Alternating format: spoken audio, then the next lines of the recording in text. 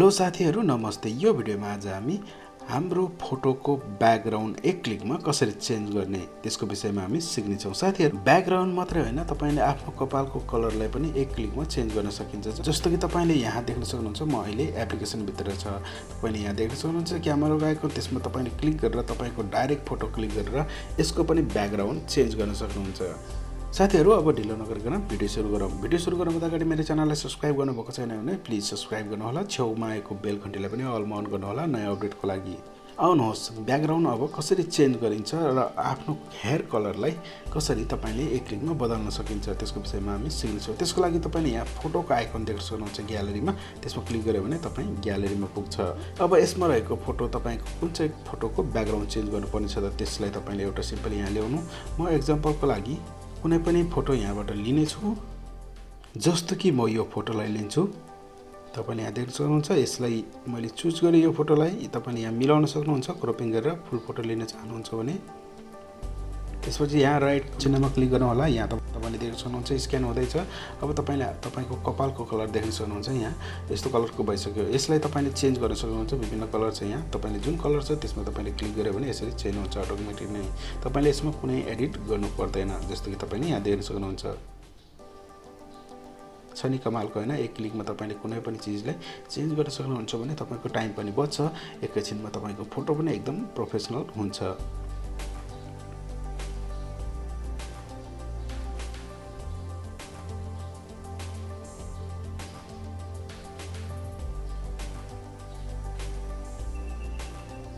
यसमा यसरी तपाईले कपालको कलरलाई चेन्ज गर्न सक्नुहुन्छ।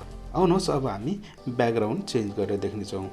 यहाँ तपाईले देख्न सक्नुहुन्छ ब्याकग्राउन्डको अप्सन। त्यसमा तपाईले क्लिक गर्नुभयो भने तपाईको ब्याकग्राउन्ड पनि एकै क्लिकमा चेन्ज हुनेछ। जस्तो कि तपाईले यहाँ देख्न सक्नुहुन्छ। हेर्नुहोस्, अघि हाम्रो फोटो कस्तो थियो, अहिले हाम्रो फोटो कस्तो भयो त। यसलाई तपाईले अलि सानो पनि गर्न सक्नुहुन्छ। आफ्नो फोटोलाई यसरी दुईटा अङ्गुलीको मद्दतले सानो गरेर यसले तलतिर यसरी मिलाउन सक्नुहुन्छ। छ नि कमालको है। जस्तै तपाईले यहाँ थुप्रै ब्याकग्राउन्डहरु छ। तपाईले देख्न सक्नुहुन्छ, यसलाई एक क्लिक मात्रै गर्नुस्, तपाईको फोटो अटोमेटिक बदलिनेछ। जस्तो कि हेर्नुस् त कस्तो राम्रो सिन। यसरी तपाईले आफ्नो फोटोलाई पनि ब्याकग्राउन्ड चेन्ज गर्न सक्नुहुन्छ।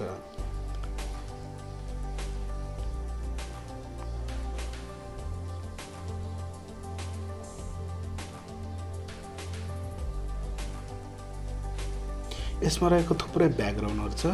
यो सब तपाईले एक क्लिकमा चेन्ज गरेर आफूले मजा लिन सक्नुहुन्छ। हेर्नुहोस्,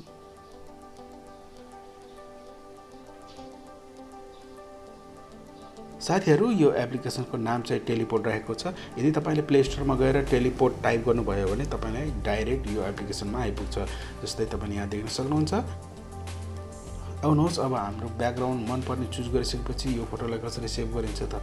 साथीहरु, यहाँ तपाईले यो अप्सन देख्न सक्नुहुन्छ। यसमा सिम्पली क्लिक गर्यो भने तपाईले यहाँ यस्तो अप्सन खोलेर आउँछ। तपाईले यहाँ इन्स्टाग्राममा पनि सेयर गर्न सक्नुहुन्छ, फेसबुकमा पनि सेयर गर्न सक्नुहुन्छ, अथवा तपाई ग्यालरीमा सेभ गर्न चाहनुहुन्छ भने फिलहाल यो अप्सनमा तपाईले क्लिक गर्नुभयो भने तपाईको फोटो यसरी सेभ हुन्छ अटोमेटिक नै। साथीहरु, तपाईलाई यो भिडियो कस्तो लाग्यो? यदि तपाईलाई भिडियो राम्रो लाग्यो भने लाइक गर्नुहोला। च्यानललाई सब्स्क्राइब गर्नुभएको छैन भने सब्स्क्राइब गर्नुहोला। आजलाई यति नै। अर्को भिडियोमा फेरि भेटौँला। तबसम्मको लागि खुसी रहनुहोला।